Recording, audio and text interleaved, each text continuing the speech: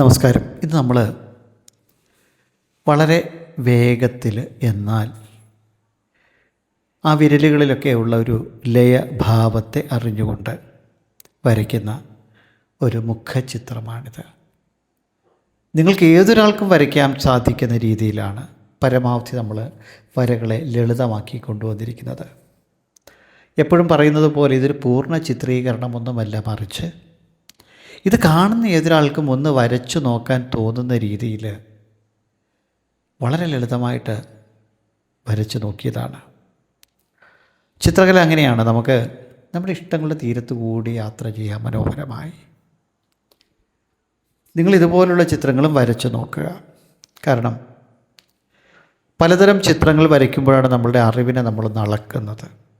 നമുക്ക് വളരെ കഠിനമെന്ന് തോന്നുന്ന ചിത്രങ്ങൾ നിങ്ങൾ വരയ്ക്കുക. അതെത്രമാത്രം ശരിയാകുന്നു എന്നുള്ളതല്ല, നമ്മളൊരു ചിത്രം അങ്ങോട്ട് രചിക്കുക.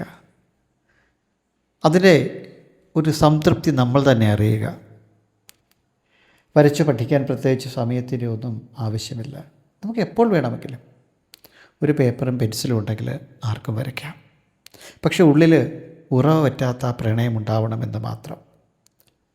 അങ്ങനെ ചിത്രകലയെ സ്നേഹിക്കുന്ന ഒരുപാട് പേര് ഉള്ള ഈ ഒരു ലോകത്ത്, ഒരുപാട് ചിത്രങ്ങൾ വരയ്ക്കുന്ന പ്രഗത്ഭരായ ചിത്രകാരന്മാരുള്ള ലോകത്ത്, നമുക്കൊക്കെ ഇങ്ങനെ വരച്ച് നമ്മുടേതായ സൃഷ്ടികളിലൂടെ അതിലെ ആനന്ദം കണ്ടെത്തി മുന്നോട്ട് പോകാനാവട്ടെ.